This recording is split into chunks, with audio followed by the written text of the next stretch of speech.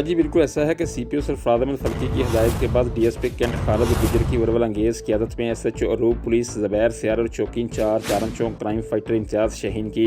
जुराइम पेशा अनासर के खिलाफ कामयाब इंसदादी कार्रवाइयों का सिलसिला नॉन स्टॉप जारी है। एक और शानदार और बरवक्त कार्रवाई सामने आई है चौकी इंचार्ज आरम चौक इम्तियाज़ शाहीन और उनकी टीम की जानब से, जिसमें दर्जनों डकैती की वारदातों में मुलव्वस और पुलिस को मतलूब इंतहाई खतरनाक कुबैब और चिट्टू डकैत गैंग के 3 अरकान को ड्रामाई अंदाज में गिरफ्तार कर लिया गया है। इस हवाले से रब्ता करने पर चौकी इंचार्ज आरम चौक इम्तियाज़ शाहीन ने 3 अरकान पर मुश्तमिल खतरनाक और बदनाम ज़माना डकैत गैंग की गिरफ्तारी की तस्दीक की और PNN TV को बताया कि गिरफ्तार गैंग एक तवील अरसा से शाहराए आज़म GT रोड पर असलहा के जोर पर नहत्ते शहरियों को यरगमाल बनाकर इनसे लूट मार में मसरूफ़ था और इस गैंग को अब गिरफ्तार कर लिया गया है। मुलज़मान ने दौरान तफ्तीश दर्जनों वारदातों का इतराफ़ किया है और इनसे मज़ीद तफ्तीश जारी है, जबकि मुलज़मान के कब्ज़ा से मुख्तलिफ वारदातों में शरीफ शहरियों से छीनी गई 4 मोटरसाइकिलें होंडा 125, 1 लाख रुपये नकदी, 4 मोबाइल फ़ोन्स और वारदातों में इस्तेमाल होने वाला असलहा बरामद कर लिया गया है। यहाँ पर मैं आपको बताता चलूँ कि चौकी इंचार्ज आरम चौक इम्तियाज़ शाहीन को अभी कुछ ज़्यादा टाइम नहीं गुजरा चौकी आरम चौक का बतौर इंचार्ज संभाले हुए, मगर